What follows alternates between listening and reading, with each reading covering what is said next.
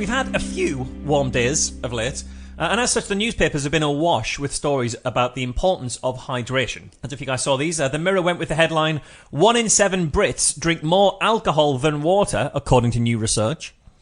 The Express went with nearly 4 million Brits haven't drunk a glass of water in over a week. The Metro went with 4 million Brits haven't had a glass of water in over a week. And the Daily Mail went with just 1 in 4 drink enough water. 4 million Britons have not drunk a glass of water in over a week. 4 million Britons have not drunk water in over a week, research claims. Just 1 in 4 people drink the recommended 2 litres of water a day. Around half have a tea or a coffee instead, and a third think water's boring. But people are aware of the benefits, saying it will make them feel more energised. So a tea or a coffee doesn't fucking count as water then? We'll come to that. But what I like about this Daily Mail article is that the headline is essentially 78 words long, while the full article is 280 words long. Hold on. That whole thing was the headline? That's the headline with the 3 bullet points underneath. With the bullet point thing underneath. That was just the big headline kind of block. Jesus fucking Christ. It's impressive keyword stuffing in the H1 tag. Do you know what it is? It's like cargo cult stuff. They've seen that journals have got long titles, and they think that will instill some credibility if they have similarly long titles. I can only assume it's keyword stuffing in like the H1 or something like that. That must be a big part of it. It wouldn't surprise me. So as you can imagine, this story is a report on the shock finding that none of us are drinking any water these days at all because we think it's boring and rubbish and annoying. In fact, the story reads, less than a quarter of adults regularly drink the recommended 2 litres of water a day, while 1 in 7 admit drinking more alcohol than water. Oh, there's so much shit. There's so much shit in this already, and you haven't even gone into the shit. It's also probably a good thing in Blackpool at the minute. That is very true. Aren't drinking water. Yeah, you got to boil, because this thing they're told that what have they got in the water? Cryptosporidium. What is cryptosporidium? It's a parasite. It causes diarrhea. Oh, that's not good. So it's not great if you're young or old or frail, because you can get very dehydrated. I mean, it's not great if you're none of those things. Well, it's still not a great thing. It's like, if you're in good health, it is fantastic. No, it's not great anyway, but your body will fight it off. Yeah, they are saying that you need to boil the water before drinking it in Blackpool. And obviously, Nicola lives in Blackpool, but it's just not an issue for her, because I don't think she's ever drank water without boiling it and putting a tea bag in and half a spoon of sugar in. Yeah. The story goes on. Around half have a tea or coffee instead of water, with 30% saying that, quote, they need caffeine more than water. And more than a third of Britons think water is boring. In fairness to the Mail, the story did then include a whole video talking about the deep importance of hydration, including, it was a video with advice and research from the experts at the European Hydration Institute, right. Including an interview with both the lead doctor of the Institute and the director of the Institute, as they all warn of the dangers of dehydration. Yeah, there's a fucking difference between dehydration and drinking water. We'll get there. We'll also come back to the European Hydration Institute in a little while. So the article, it carries on. It says, 27% of people were unaware of the recommended daily water intake. But people, what percentage? 27%. That's bollocks. Yeah. Everybody knows what the recommended water. Well, what is recommended water intake? They say 8 litres, but it's not, is it? It's not 8 litres. Glasses. People have said 8 litres in the past. It's 2 litres, sorry, it's isn't it? 8 glasses, which is about 2 litres, yeah. This is all the perceived wisdom. But people, it says here, although they don't know the recommended intake, people have felt the benefits, with 43% saying that water makes them feel more energised, and 40% saying it improves their complexion. More than half said they wished they drank more water. GP Dr. Ellie Cannon said, water is the healthiest way to hydrate. It energises us, aids digestion and weight loss, and improves the complexion, to name just a few of the benefits. Despite this, many people are drinking far less than they should, and their health could be suffering as a result. 1 in 5 GP visits, she continues, in the UK are down to tiredness and fatigue. It is thought that dehydration could be a culprit in over 12% of cases. Is that thought? Yes. That is what she says. So that was the stories in the Mail. The Express even added a huge 52% of those surveyed claimed they were reaching for a tea or a coffee instead of water, replacing their H2O intake with caffeine. No! No, they're not! A third of those explained that they need caffeine more than water. Astounding, says the Express, bit of commentary there. More worryingly, over 3 million Brits said they think soft drinks and energy drinks are better for them than water. Talking of soft drinks, have you seen the effect Coca-Cola has on your body? No, not this thing! Oh, Jesus Christ, Mosh! So we've got quite a few things going on here. We've got the claim that we're meant to drink... I'm just going to index all of the claims and then figure out if they're true or not. We've got the claim that we're meant to drink 2 litres of water each day. That doing so will make us feel more energised and make our skin look wonderful. And if we choose tea or coffee instead of water, we'll become one of the 12% of visits to the GP that could be caused by dehydration. And of course, Coca-Cola is terrible for you and should not be drunk instead of water, because we've all seen that viral image that's now been taken apart by everybody. And I know particularly pissed you off, Alice. It really pissed me off. We did. It was literally the day after we recorded or something, wasn't it? It came out. Yeah. And I said, God, that's come a day too late, because that would have been your story. Yeah. But now it's been thoroughly debunked, obviously. So that's all the claims that we've got. Let's tackle them in turn.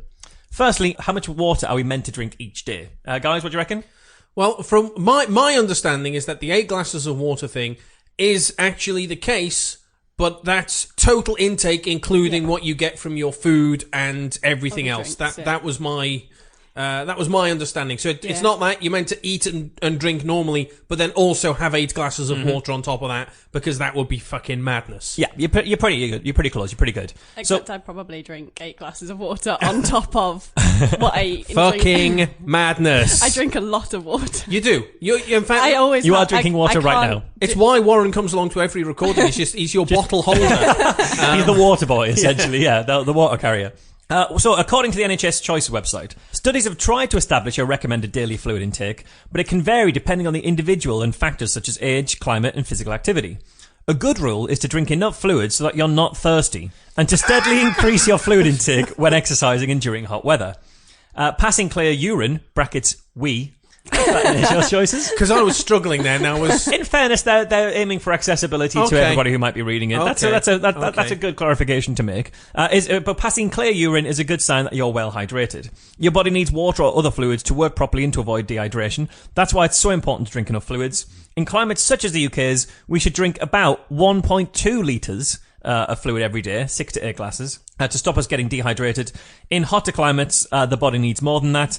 We also get some fluid from the food that we eat. So you're pretty good on there, Mike. It's not 2 litres per day after all. It's certainly not the at least 2 litres per day that I've seen reported here and there as well. So they kind of make out that if you're not getting 2 litres as a base minimum, you're going to be massively dehydrated, and therefore all of this massive raft of things is going to go wrong with you. Yeah. It's not that. Basically, as long as you're not pissing syrup, you're probably fine. Yeah, exactly. Claim 1 there, basically dismissed or partially dismissed. But that's not all. I mean, as I said, I'll just repeat that bit again. We should drink 1.2 litres of fluid every day. We also get some fluid from the food that we eat. So not only are we taking in water through our food, but we also had to just be drinking fluid, not specifically water, which is what every single one of the stories assumed was the case. Yeah. So what does the NHS Choices say about other forms of drinks? Well, they say water is a healthy and cheap choice for quenching your thirst at any time. It's got no calories, contains no sugars, and therefore can't damage your teeth. Plain tea, fruit tea, and coffee can also be healthy. If you don't like the taste of plain water, try sparkling water, or add a slice of lemon or lime, or heat the water and infuse a tea bag, add some coffee or a slice of lemon. You could also add some no added sugar squash or fruit juice for flavour. So not only are we allowed to drink juice here, we're even allowed to drink tea and coffee in order to get the other fluids on board. Yeah, of course we are. I mean, yes. It is mostly water. Yeah, exactly. This is the thing. It might come as a fucking shock to the Express, the Mail, the Metro and the Mirror, but it turns out that tea and coffee contain water. Like, quite a lot of water. That's what comes out of the kettle into our mugs, and it's what comes out of our mugs into our mouths. Tea is probably about 90% water, depending how milky you drink it. Now, it's pretty decent for getting water into your system. Which means when the survey found that caffeine was more important than water and they were giving up their H2O in favour of caffeine, it's fucking nonsensical. It's a bit like saying you eat ham sandwiches instead of toast because you think ham is more important than bread. A ham sandwich is mainly bread. It's also like saying that you read the news articles and ignore the adverts because you think news is more important than advertising, except the news is also mainly advertising. That's basically what's going on here. Even more interestingly, the Mail's own actual video, embedded in the middle of their own coverage and featuring experts from the European Hydration Institute, made this exact point. They highlighted that it's a myth that you have to drink just plain water, and that soft drinks and hot drinks and things like that also provides hydration. So well done, the Mail, for not watching the video you actually embedded in your story. Still, we'll come back to the European Hydration Institute. Next up, the benefits of drinking water. The energy, the lack of fatigue, the perfect skin. Well, NHS Choices says there is a lack of evidence that there are health benefits to be had from drinking increased amounts of water, or that people not drinking enough water should aim to drink more. Looking specifically at the skin claim, there's a paper. You never have a paper. I've got a paper. Blimey. The August 2010 Nutrition Reviews. The paper's entitled Water, Hydration and Health. Peer reviewed? Yes. Impact factor? Don't know. Okay. Give me a right. I found it in PubMed anyway. Don't worry about it. Okay. It found that one of the more pervasive myths regarding water intake is the improvement of the skin or complexion. By improvement, it's generally understood that individuals are seeking to have a more moisturized look to the surface of the skin or to minimize acne and other skin conditions. Numerous lay sources, such as beauty and health magazines, as well as the internet, suggest that drinking 8 to 10 glasses of water a day will, quote, flush toxins from the skin and, quote, give a glowing complexion, despite a general lack of evidence to support these proposals. I tell you what, there's good evidence for a glowing complexion, though. What's that? Ready Breck. Yes, that's true. I've seen it. I've seen all those evidences. Get really a beautiful glowing complexion that melts the snow on the way to school. Does it melt the snow on the way to school? Did it do that? Wasn't there like some sort of weird dragon as well, like a glowing dragon as well as a glowing boy? They did a dragon thing, yeah. And they had one where John Pertwee was the voiceover, where he went, Ready Breck, central heating for kids. They did do that. Yeah. I remember that. Going on, it says the skin contains approximately 30% water, which contributes to the plumpness, elasticity, and resiliency. The overlapping cellular structure of the stratum corneum and the lipid content of the skin serves as waterproofing for the body. Skin dryness is usually associated with exposure to dry air, prolonged contact with hot water and scrubbing with soap, medical conditions and medications. While more serious levels of dehydration can be reflected in reduced skin turgor, with tenting of the skin as a flag for dehydration. The fuck is turgor? It's how turgid your skin gets. Right, it doesn't snap back. So they test if you're dehydrated by pinching the back of your hand and then seeing how long it takes to snap back. If you're dehydrated, it takes a while to snap back. So that can be a sign of quite serious dehydration. But overt skin turgor in individuals with adequate hydration is not altered. So your skin isn't going to look tighter just because you're adequately hydrated. It says adequate skin hydration, however, is not sufficient to prevent wrinkles or other signs of aging, which are related to genetics and sun and environmental damage. Of more utility to individuals already consuming adequate fluids would be the topical use of emollients. That'll improve the skin barrier function and improve the look and feel of dry skin. They're saying it doesn't out for your skin, as best we can tell, unless you are seriously dehydrated, which you're not, probably, unless you're in the middle of a fucking desert somewhere. 2011 BBC article agreed with this. Regardless of the exact volume of water suggested, the principle behind the advice remains the same. Taking extra water on board will keep your skin hydrated. In other words, water acts like a moisturizer, but from the inside out. This is the claim. This is such a common idea, you might be surprised at the lack of evidence to back this up. It's such a common idea, but it sounds ridiculous when you phrase it as water is an inside-out moisturizer. Yeah, it does. It does sound utterly ridiculous. That's literally what they're saying, though. It's literally what the claim is doing, and it's what all the implications are whenever you read any of the kind of blogs and things like that, or the natural news that'll say about this kind of water stuff. They said, this article says, you might expect there to be countless studies where people are separated to two groups, one assigned to sip water all day, the other to drink a normal amount. And then the smoothness of the skin could be assessed a month or so later to establish whether sipping more led to smoother skin. In fact, such studies are rare, partly because water can't be patented. So it's hard to find anyone to fund such research when there'll be no new medication or cosmetic to sell that could repay the costs. Oh, Big Pharma. I know. The bastard, they can't muscling out little water. United Utilities aren't funding research to see. They should. At least then they could say, like, this is a life-giving. We know it's life-giving. A literal found youth. I don't know. But a review by the dermatologist Ronnie Wolf at the Kaplan Medical Center in Israel found just one study looking at the effect of long-term water intake on the skin, but the results were contradictory. After 4 weeks, the group who drank extra mineral water showed a decrease in skin density, which some believe suggests the skin is retaining more moisture, while those who drank tap water showed an increase in skin density. But regardless of the type of water they drank, it made no difference to their wrinkles or to the smoothness of their skin. Right. So with that in mind, we can pretty much kill off all of those claims at the start, point by point at this point. So there's only a few things left to tidy up. By now, you're probably getting the impression that this is not really a scientific research or a sociological finding, but little more than PR. Who do you reckon it's PR for? Oh, Evian. You think it might be Evian with their Live Young kind of campaign, but it's not Evian Live Young. No. It's not Evian, no. No. Highland Spring. Fiona Hope, managing director of SodaStream UK, added, I see. The perception that water is boring isn't necessarily surprising, but it's worrying to see the extent that people are neglecting such a vital part of their diet. So you can't drink like pop and soda stuff unless you make it yourself with a soda stream, because then it counts as water. Then it counts as water if you're making your own sort of soft drinks. What are you talking about? In fact, while I'm at it, let's hear the full quote from the Express from GP Ellie Cannon. Supporting SodaStream's Hydrate The Nation campaign, GP Dr. Ellie Cannon has condemned the nation's attitude to hydration. She added, simple tricks like adding a little sparkle to your water can help encourage you to drink more water every day, and you'll be feeling healthier and re-energized before you know it. So yeah, if only there was some way to make water more exciting and interesting. Some kind of method of getting, say, busy with the fizzy. I don't know. Yeah, this is just a cheap piece of PR put out by Mischief PR, the PR agency who work for SodaStream. I found the press release on their site proudly announcing their brilliant findings, obviously obscuring the fact that this advice is misleading completely. Once again, legitimate health advice is getting mangled into something slightly off kilter in the name of marketing.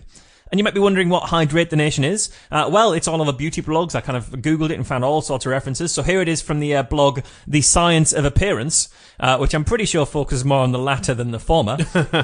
They say, well, while I'm currently on a My Body is a Temple kick, I'm rather excited about the latest one to enter the fold, SodaStream and Dermalogica. This lifestyle duo are joining forces to help hydrate the nation from the inside out. So Dermalogica? Yeah. Are they some sort of skin brand? I believe they might well be. Right, okay. The next paragraph is just 3 words. Carbonate, full stop. Excite, full stop. Hydrate, full stop. Don't know what that means. What is that? What the fuck is that? Sounds like a rival conference to QED. Yeah, CEH. And then if you get Mitch Benn to front it, he'd be calling it KECON the entire weekend. Have you come to KECON? The blog goes on. Many of us drink less than the recommended daily amount of water, and as a result, our skin and bodies in general can become dehydrated, leading to all sorts of nuisance issues. To remedy this nationwide issue, SodaStream and Dermalogica are launching Sparkling Skin, a limited edition kit to help the UK get its hydration game on. Fuck off. So when a fizzy drink company partner with a beauty company, you know as a consumer you are in for a treat. Cue advice to stay hydrated, which lots of people probably do pretty well at already. That advice then getting twisted into an advert, giving legitimacy from the word of a doctor to boot. But most people do stay hydrated, reasonably, because it turns out the human body's pretty good at figuring out when it needs some kind of liquid. It just says, you're thirsty, and then you go and make a brew or open a Diet Coke or drink some tap water. You go and do that normally. We've got a system in place. We should be encouraging people to listen to what their body tells them, to drink when you're thirsty, and don't worry about rules and levels and milestones to hit. It's advice like the drink at least 2 litres of water each day that actually gets people into trouble. They start to strive to achieve some pointless milestone, think they're meant to be reaching. And then they either spend their days peeing away all this extra water in colourless piss that should be telling them as a bit of a clue that they don't need to get rid of that much excretions. You're probably already doing all right in terms of you're probably overdoing the liquids, or they do crazy things and end up like water toxicity. Yeah, because they don't realise that drinking too much water is a bad thing. Because we have this ridiculous notion in the world that water is only ever good and can never be bad. If only we could listen to independent experts when they tell us that soft drinks and things like that count towards our daily hydration. Experts, for example, like the people at the European Hydration Institute, which is all unbiased and impartial and independent, right? Oh, yeah. No, well, here's a piece about them. A pan-European study by the expert organisation the European Hydration Institute has found that 1/4 of Brits wrongly believe that dehydration only occurs in extreme situations such as high temperatures or long periods without liquid. The EHI was set up to investigate the effects of hydration on health, wellness and performance, and the organisation is also concerned about the level of confusion over how much fluid we should be drinking and even what types of fluid count towards our daily targets. The survey also revealed that more than 50% of Brits don't know how much they should drink on a daily basis. So that's all very well and good. The EHI was set up, but set up by who? Well, financial journalist Paul Lewis has the answer. He tweeted, "The European Hydration Institute was established and is funded by Coca-Cola, which sells water and other drinks around the world." So essentially, it seems like there's a lot of people with a lot of vested interests trying to tell us what we need to do to stay hydrated, and I'm not really sure all of their claims hold water.